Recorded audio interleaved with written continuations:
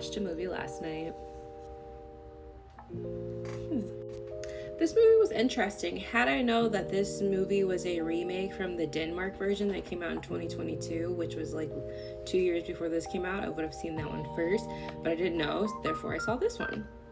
When I first saw the trailer for this movie, it immediately reminded me of the 1997's Funny Games, where it was going to be like a home invasion type situation where it was just like really creepy, really still, and really awkward type of slow burn intentions.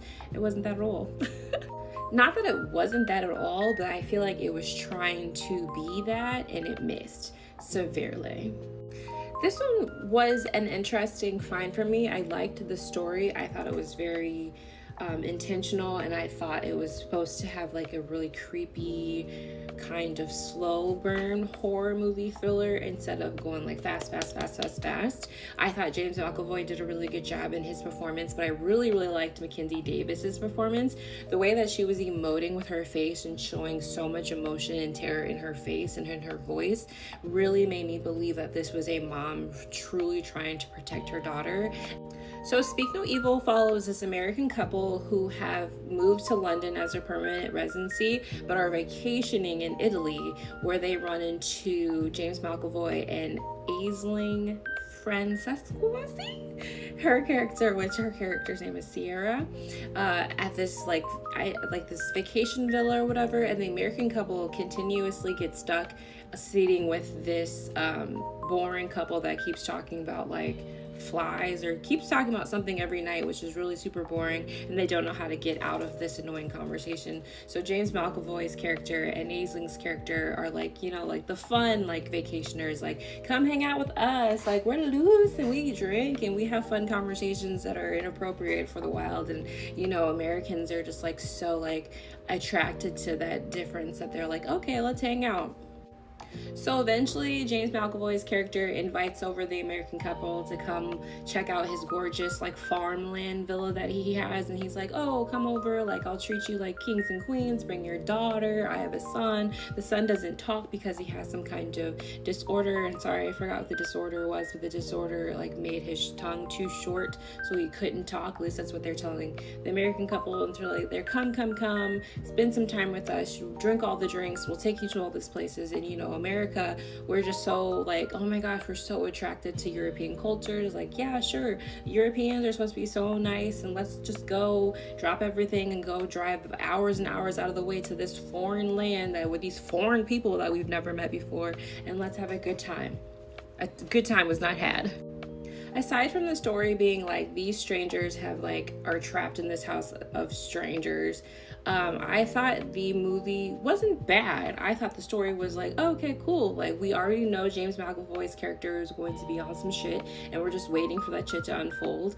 I didn't mind how long it took for us to get to the point, but I was concerned about the editing because I felt like the movie would have been more creepy and more awkward and more like building up the tension had the editing been more, how do I say this, slower. Like, I felt like they didn't use close-ups very much. They didn't use like long shots very much. There was a scene where James McAvoy's character was trying to help Mackenzie Davis's character like get a kink out of her shoulder, so he's like rubbing it, massaging it, because he's supposedly a doctor.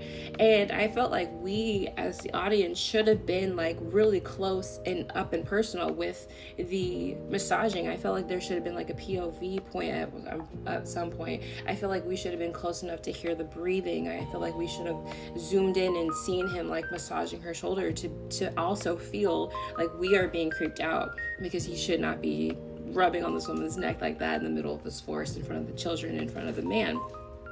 But it just didn't give us that tension. We were so far away in that scene, and we as the audience are so far away in a lot of the scenes because we were just watching what was happening instead of being a part of what was happening. So I felt like I didn't feel tension. I didn't feel suspense because I was so far away. I felt like the editing should have held on to shots a little bit longer. There was a scene where James McAvoy's character was getting fellatio from Ainsley's character, and it was supposed to be like this awkward moment because we're like in a restaurant, and it was just like supposed to be like taboo, like, oh no, what do we do?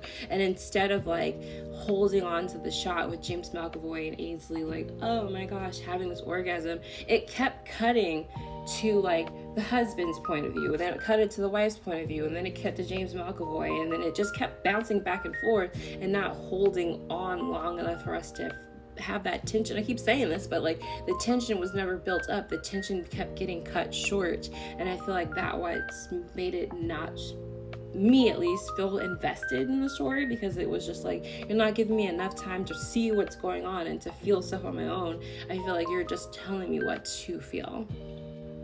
I also was curious about like the theme of this movie. I felt like the husband's character, Scoot McNairy, his character was really reclusive in the beginning. In the first act, when we first see him at the dinner table being bored and not wanting to be involved in the conversation between these tourists who are boring to them and the tourists that they keep eating dinner with every night. He's very like slumps back into his seat. He's very like just quiet the whole time, and in my head I was just like, well, what is this character for? He's not really saying anything. And then fast forward a couple minutes, 30 minutes pretty much, we find out that, spoiler alert, but I'm not sure if this is in the trailer, but we find out that the wife had infidelity and he saw her lover's penis. And I feel like that emasculated him in the relationship, and he feels like, oh, well, this guy has a bigger member than I do, and I can't be a man. Keep in mind, I'm not a man, so I don't know how seeing your wife's lover's penis would make you feel, but I would assume it would make you feel a little emasculated if his penis was bigger than yours. I don't know. That's what I'm getting from this movie.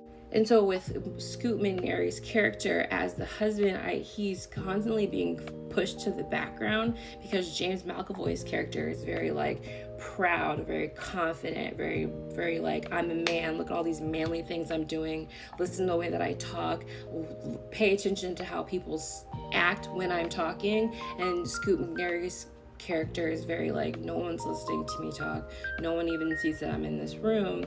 And I just feel like he felt secondary to James McAvoy's character, and that really leads to a lot of events happening where you're like, why isn't this husband character doing anything? Why isn't he saving his family? Why is his wife doing everything?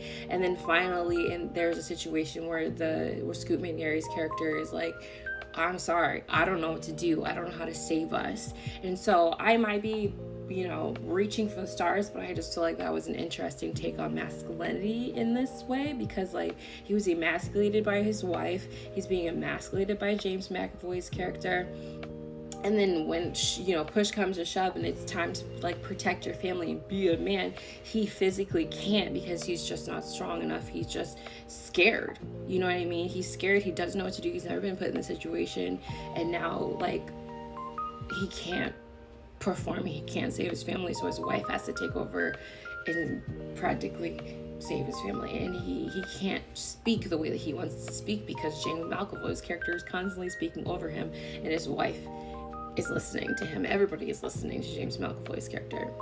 I would assume as a man it would be really scary not to be able to protect your family. I don't know though.